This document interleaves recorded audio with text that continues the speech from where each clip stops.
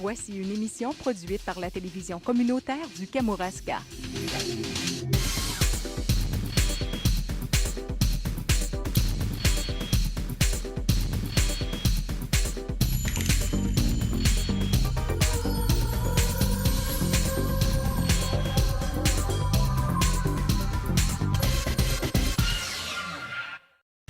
Saviez-vous que l'utilisation du GPS en agriculture permet d'appliquer les fertilisants, la chaux et les pesticides par zone de champ de manière très précise selon les besoins de la plante en limitant au maximum les pertes dans l'environnement? Bon, Tommy, tu t'en viens-tu, là? Qu'est-ce que tu fais, Moi, là? je suis prêt. Oh, j'ai mon petit poussin, ma petite poule avec moi. Non, c'est parce que c'est pas les poussins, là. C'est du porc, là. Du porc? Oui. C'est pas les poussins. Non. Du porc, du poulet, hein? Ça finit tout sur le barbecue. Hein? Coute! Tu vas être bon, moi, toi?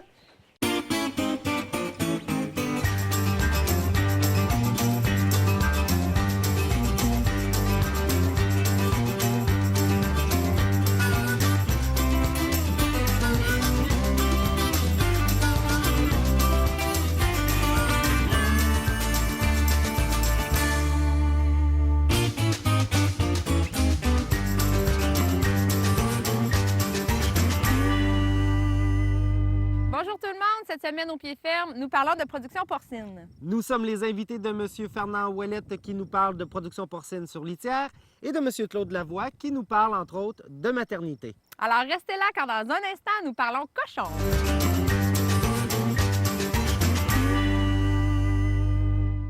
C'est une ferme qu'on a achetée, c'était une ferme laitière avant ça, là.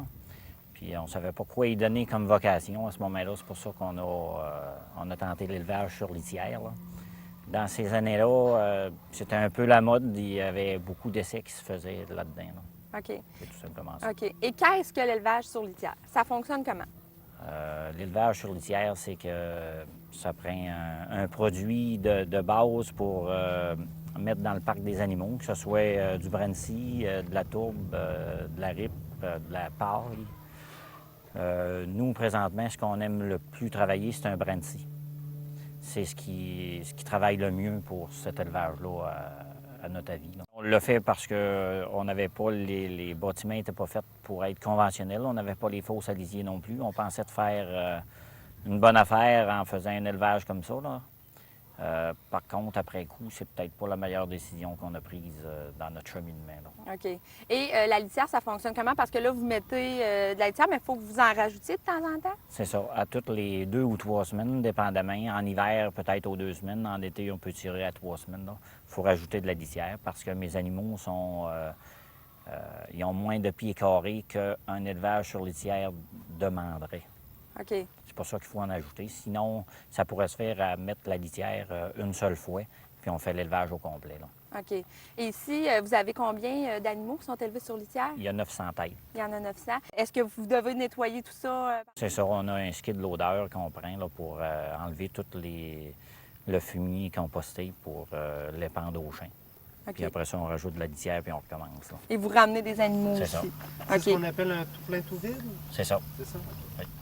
Et combien de temps, à peu près, ça prend pour faire l'engraissement ici? L'engraissement, à 95 jours, on commence, puis habituellement, à 120 jours, c'est fini, là. OK. Et côté kilos, là, pour les animaux, ça part à combien de kilos? Les animaux vont rentrer au poids de à peu près 20 kilos, puis ils vont être sortis au poids de 109 kilos. OK. Et c'est quoi les avantages d'avoir une production comme ça sur litière? J'en vois pas beaucoup présentement Non? parce que j'ai conventionnel puis j'ai sur litière. Puis, Fait que vous pouvez comparer. c'est ça. C'est plus difficile sur litière? Je pense que c'est dépassé, là. OK. Ça fait plus économiquement, c'est plus dans la game. En mettant ça, c'est que ça rentre dedans, puis ça fait comme un tapis. Si on marchait dedans, là, ça fait... Ouais. Ça fait Moelleux, ce qu'on peut, là, c'est ça. c'est ça. Mais là, ça dégage énormément de chaleur, là. C'est comme si vous feriez un attisé dans une fournaise. Ouais. Vous ajoutez la litière, puis au bout de 6 à 8 heures, là, la température dedans là, est très chaude. Vous avez fait ça parce que c'était les installations qui C'est vous ça. permettaient de le faire. À ce moment-là, on pensait que c'était une bonne décision de faire ça, étant donné que j'avais pas de bâtiment à reconstruire, ni de fosse à lisier, sauf qu'après coup, si on fait le décompte de ce que je perds en faisant sur litière, j'aurais possiblement été mieux de compter un DIRTA sur un bâtiment neuf, puis d'aller dans un élevage qui est performant. C'est quoi un DIRTA? Un DIRTA, c'est dépréciation, intérêt, réparation, taxe, assurance, quand vous faites une immobilisation, si on veut. C'est quoi le travail que vous avez? Le travail, c'est tout simplement de s'assurer que les trémies fonctionnent bien, qu'il n'y ait pas d'animaux malades. Puis c'est un peu ça. La litière, ça, c'est juste quand on ajoute là, aux 2 semaines ou aux 3 semaines, dépendamment. Là. OK. Et tantôt, quand on a fait la visite, vous nous disiez des fois, ça arrivait que les animaux se chamaillaient un peu. Oui. C'est pour quelle raison? Parce qu'il y a des têtes fortes, si on peut dire? Un porc, c'est fait comme ça. Il y a toujours un patron. Il y a des boss, puis à un moment donné, il y a des challenges à savoir qui va mener. Là. OK. C'est quoi l'alimentation pour des porcs d'engraissement comme ça?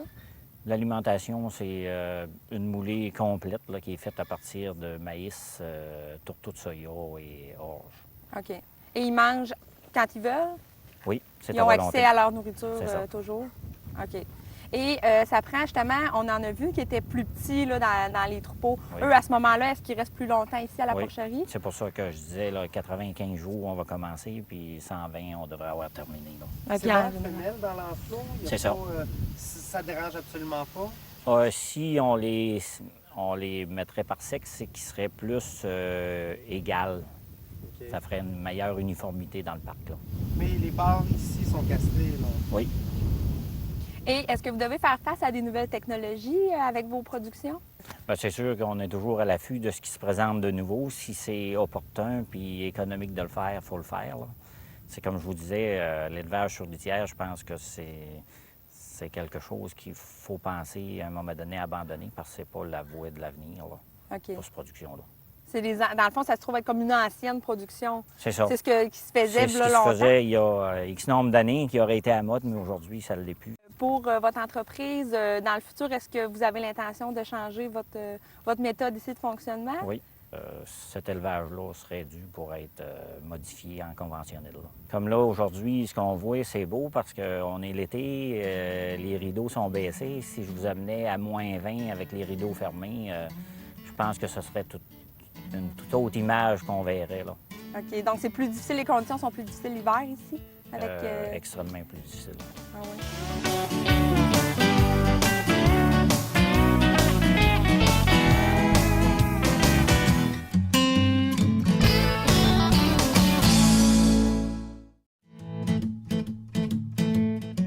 L'histoire de l'enseignement agricole au Canada a débuté à l'Apocatière en 1859.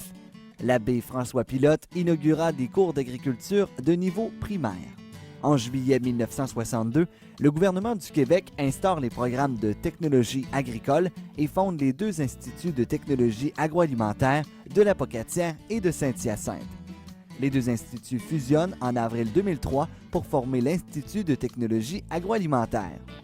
Situé au cœur du Kamouraska, le campus de l'Apocatière est un centre de formation spécialisé qui offre 5 programmes de formation menant à l'obtention d'un diplôme d'études collégiales, un DEC, et d'un diplôme de technologie agroalimentaire, un DTA. Le programme Technologie des productions animales est une formation unique au Québec qui a pour but de former les élèves voulant veiller au bien-être des animaux de la ferme, qu'ils aient des aliments de qualité, qu'ils arrivent à bien cohabiter, etc.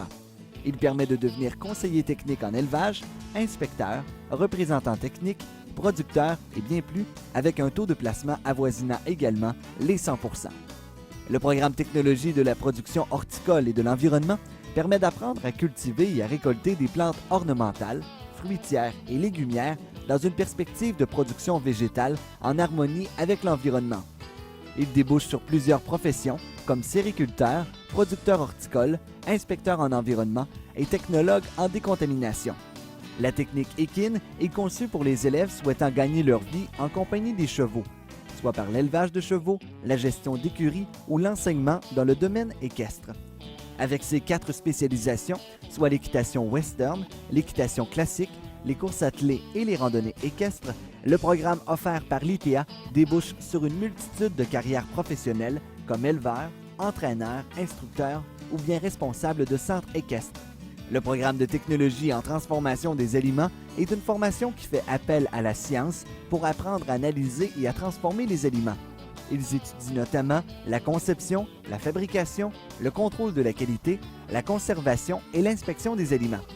Dans le cadre de ce programme de 3 ans, les campus de Saint-Hyacinthe et de l'Apocatière forment de futurs technologues en transformation de produits alimentaires, technologues en contrôle de qualité des produits alimentaires, superviseurs de production ou inspecteurs d'usines et de produits alimentaires.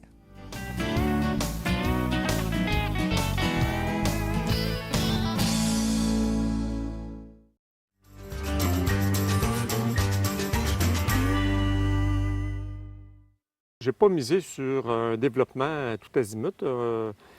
En 69, on avait 300 mères ici, puis j'en ai 360.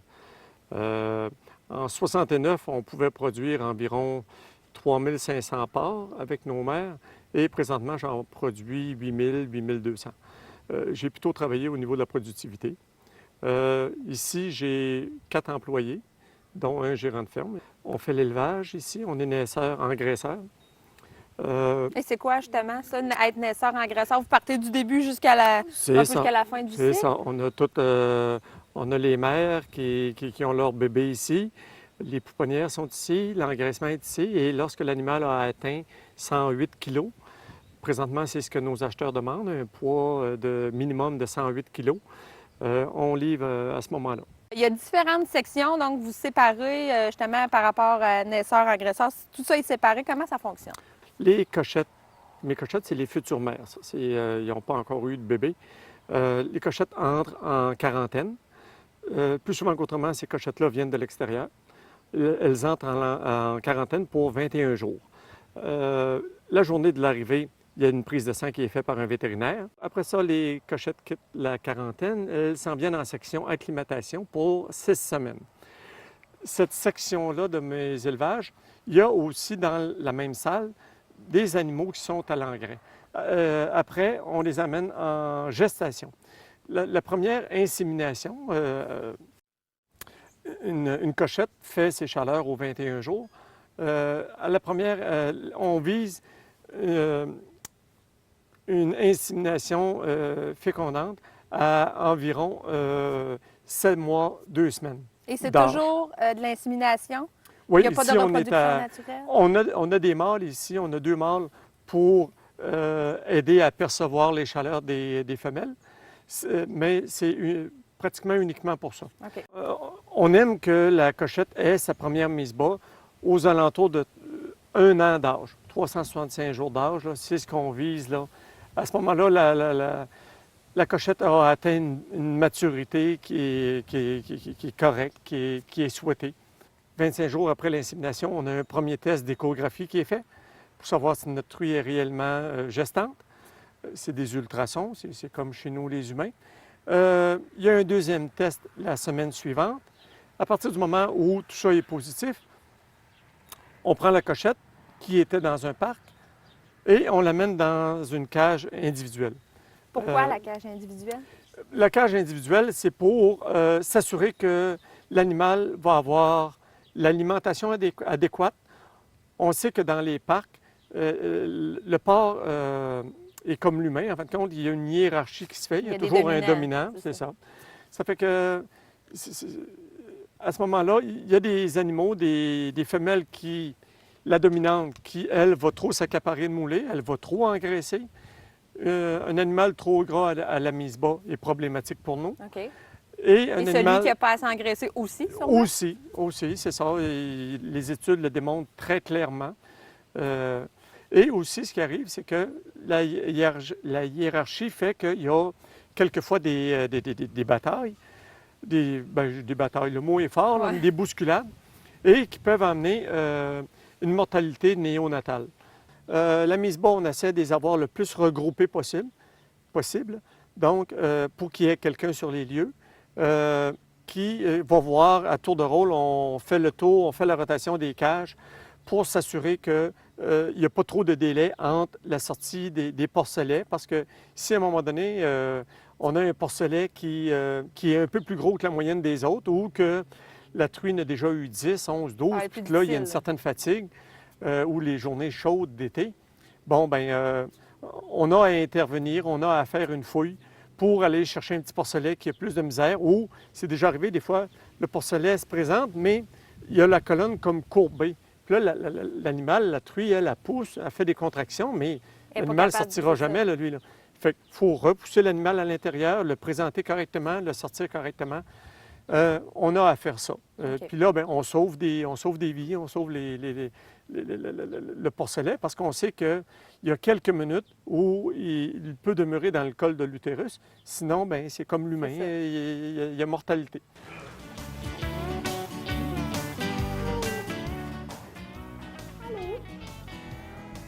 Oh, il est beau. Même ça, c'est brasser un peu. Ben, c'est affectueux, la décrochement, ça a l'air. On avait, Quand ils sont ça fait habitués. quelques années, j'allais à des expositions, puis j'avais un vieux carrosse pour les enfants, là, mais vieux beaucoup, là. Puis j'en ai ça, là. Dans le temps de dire, là, en l'espace de 3 jours, tu gâtais ces animaux-là, là, c'est comme un chiot, là, tu sais, c'est comme... Est-ce que vous prenez quelques porcelets d'une truie pour les donner à une autre truie si elle en a eu moins de bébés, puis que l'autre en a eu trop? À la naissance, la première journée, le premier 24 heures, on peut rééquilibrer les portées. Comme tu dis, 8, 9 porcelets, des fois seulement que 5 porcelets. On ne sait pas trop pourquoi, mais des fois une contre-performance, une mère a uniquement 5 petits. Bon, bien, un autre en a eu 14. Ça fait que pour une cochette qu'on parlait tantôt, une première portée, on essaie de laisser maximum 10 porcelets à celle-là, pour que sa première maternité ne soit pas trop accaparante pour elle, trop physiquement, parce que c'est énorme ce que ça demande à une mère de nourrir 12-13 porcelets. C'est des animaux, des porcelets qui pèsent 1,5 kg à la naissance. 21 jours plus tard, ils vont peser 6,5 kg. 5 kg de gain, fois 10, fois 12, 50, 60 kg. La quantité de lait, Ça demande beaucoup, là. c'est ça. Ça fait que si on laisse trop de porcelets à une mère, bien, c'est là qu'elle va puiser pas uniquement dans la moulée qu'elle reçoit. C'est pas suffisant à ce moment-là. Dans son gras à elle. C'est ça, j'imagine. c'est ça. OK. Elle puise dans sa carcasse, dans son gras, dans ses tissus, pour aller chercher l'énergie à produire le lait. Puis c'est là que si on a une truie trop maigre, bien, il y a des risques élevés que lorsque viendra le temps de l'insémination pour la portée suivante, bien, ça ne sera pas fécondant. OK. C'est ça, la truie a trop, c'est trop donné. OK. Et après la mise bas, c'est la pouponnière. C'est ça. Le porcelet demeure avec la mère 21 jours, 20 jours. Et après ça, on s'en va en section pouponnière. Et comment ça se passe à la pouponnière, un petit peu rapidement? Les pouponnières, les animaux arrivent à environ 6,5 kg. Ils demeurent là 5 semaines. Ils vont sortir à 22,3 kg. Ils ont 2 moulées que j'achète qui sont des moulées spéciales pour la période du sevrage. Et après ça, lorsqu'il y a à peu près 4 jours de passé, le système digestif s'est préparé à recevoir une moulée Autre que je chose. fabrique à la ferme et qui est donnée pendant le restant de la période pouponnière. OK. Et après la pouponnière? On arrive en engraissement. L'engraissement, les animaux arrivent à 22,5 kg. Le porcelet a 8 semaines d'âge. Donc, de 8 semaines à 23 semaines d'âge, il est dans la dernière section, qui est la section engraissement. Lorsque l'animal est rendu à 20 semaines d'âge, environ 18 semaines, 19 semaines d'âge, on commence à circuler avec la balance le jeudi matin ou des fois le mercredi pour peser les animaux. Pour voir qui va sortir. C'est ça. Puis là, on leur fait, nous autres, on a notre code à nous autres pour dire qui sort, qui ne sort pas, le lundi suivant. La quantité, comme hier, j'avais, là présentement, je n'ai pas beaucoup, la moyenne, moi, c'est 150. Ça fait que lorsque par semaine, j'en livre 150, ça fait que j'ai à annoncer ça, moi, à ma fédération. J'ai jusqu'au jeudi soir, 4 heures, pour appeler Longueuil, leur dire, bon, bien, lundi prochain, mon transporteur va venir et on charge 150 parts. C'est drôle, le nez de ça, hein? Ah ouais, ça, c'est C'est impressionnant. fort, là, c'est incroyable. La Ah force ouais? d'un animal, là. Ah ouais. Mais c'est senteux, en tout cas, ça sent tout le temps, tout le temps, tout le temps. Parce qu'avec un nez, une truie comme ça, là, peut facilement, si elle a de la place pour passer son nez en dessous de l'objet, là, peut facilement lever 300 livres, là, très facilement. Là. Hi! La force, c'est dans le cou, là. OK. Puis, mon père, ça fait longtemps, de ça, j'étais jeune. On avait un vieux mâle, puis il était devenu malin. Puis, dans le temps, on faisait pas d'insémination. Le mâle a pris mon père entre les... il l'a pas vu venir par en Ah non, arrière. Là, ah Puis là non. il l'a soigné. Mon père a Ah, passé. ouais. Hey! Il avait frôlé le plafond. Hey! C'est fort, hein? À un moment donné, il faut vivre avec nos animaux. On voit ce qui est bon, ce qui est mauvais ça. pour eux autres. C'est chacun à sa façon. Puis je pense qu'on est les premiers concernés, on est les premiers. Écoutez, un animal, là, pour qu'il soit productif, plus un animal va être productif, plus mieux il est élevé, plus il est confortable, plus il est tranquille, il est pas stressé par... Bon, mais c'est là qu'il est productif, l'animal. OK. Ça fait que ça, on voit ça dans à tous les échelons ici. La mise bas, en pouponnière, en engraissement. On espère, via ce que vous faites aujourd'hui, aller toucher plus de monde en même temps. Tu sais, moi, je n'ai pas un visiteur qui est venu sur ma ferme qui est reparti avec du négatif sur la production. Je n'ai pas un. Tu sais, on explique les choses, on dit le pourquoi, puis on dit oui, il y a les convénients odeurs, mais la surfertilisation, ça n'existe plus en production porcine. La façon que j'ai peint avec les pendillards, parlez-moi pas de ruissellement, d'écoulement dans les cours d'eau, il n'y en a pas, j'en fais pas. C'est pas compliqué, je suis sûr de ça. OK. Ça fait que on met sur nos parcelles, on met uniquement ce qu'il y a de besoin, on met le besoin des plantes. On ne veut pas surfertiliser nos sols. Si on amène une moulée qui est propice à telle fenêtre de poids pour mes animaux, bien, plus tu amènes une moulée adaptée à telle période, moins l'animal va faire, moins les rejets qu'il fait vont être riches en phosphore. Moi, c'est ce que je recherche. Et si je suis capable de diminuer encore plus les rejets de mes animaux, un nouvel enzyme qui est découvert, qui améliore encore plus, bien, je l'incorpore à ma recette, puis tout ce qui est fait pour bonifier, on le fait. Beaucoup de gens ignorent que le porc est l'un des animaux les plus intelligents de la planète. Disposant d'un gros cerveau, il est, par exemple, l'un des seuls animaux à faire ses besoins le plus loin possible de l'endroit où il mange. Le porc est plus intelligent qu'un chien ou qu'un chat.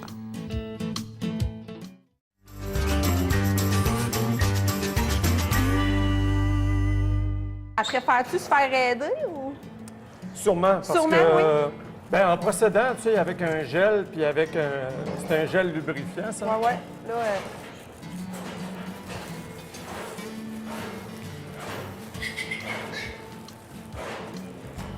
Elle va peut-être l'expulser avant que je l'aille fouiller. ouais, c'est ça.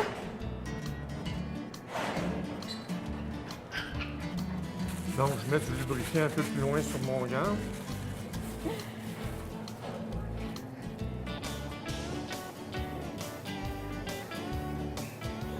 Donc, on y va doucement.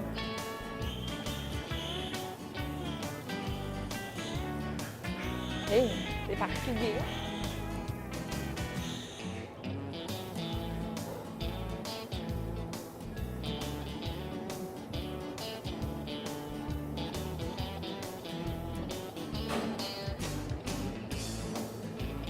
Voilà. Puis là, qu'est-ce qui se passe, là? Là, je le sentais, puis là, il y avait la tête en avant. Des fois, c'est les pattes en arrière par en avant. Quand c'est la tête, des fois, c'est plus là que ça bloque. Ah, Ça fait que le principe, c'est de glisser nos doigts entre la paroi du col et la tête de l'animal. Puis, on amène nos doigts en arrière des oreilles du porcelet, comme mon ça. Dieu, là, vous l'avez comme accouché, là? Oh! Oh! La poudre. La poudre, la poudre.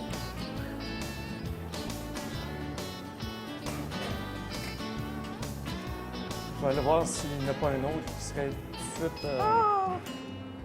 Aïe, aïe. à la suite. Il y a des fois, quand on arrive des fois le matin, puis la truie force depuis longtemps, il y a des fois, tu peux en sortir 5-6 d'affilée. Ah, ouais.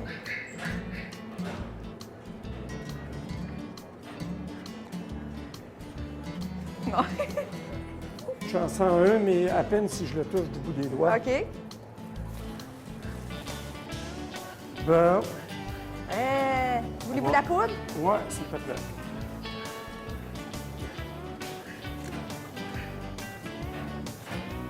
Ah, mais regarde les dents. Il est comme perdu. Aïe, aïe. Oh. Wow, wow, wow, wow, wow. On disait le principe, c'est de l'aider à À retrouver son chemin. aller le plus tôt possible, s'alimenter. Ah oui, OK. Regarde comment ça prend pas de temps. Attends un petit peu. Vas-y. Si j'avais mon autre main, là, puis envoyer un petit peu de lait, là, tu fais couler de la pétine, là, tu fais couler du lait un peu, là. Du moment qu'il goûte au lait, là, c'est pas Il est long. parti là. après Ouais. ça. Là. Bon.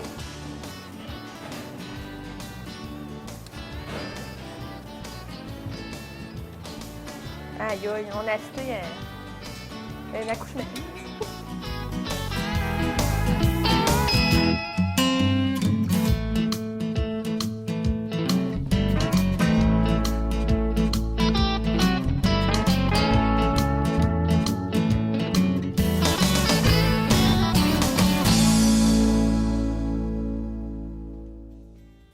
Voilà qui complète cette émission sur la production porcine. Merci aux 2 producteurs qui nous ont accueillis chez eux pour démystifier cette production. La semaine prochaine, nous continuons notre tournée agricole, alors c'est un rendez-vous. Bonjour, moi je suis là pour vous parler des produits de Grelot Bâton et compagnie du Fou du Cochon, qui est une compagnie de charcuterie biologique qui a été mise sur pied par Samuel Godette et Nathalie Joannette. C'est des produits d'abord séchés dans le saucisson. Dans le biologique, vous allez retrouver aussi le petit grelot. Ensuite, vous avez les produits frais, le boudin blanc, les saucisses à différentes saveurs, des saveurs originales comme pamplemousse, coriandre, à la menthe, des piquantes, pili-pili.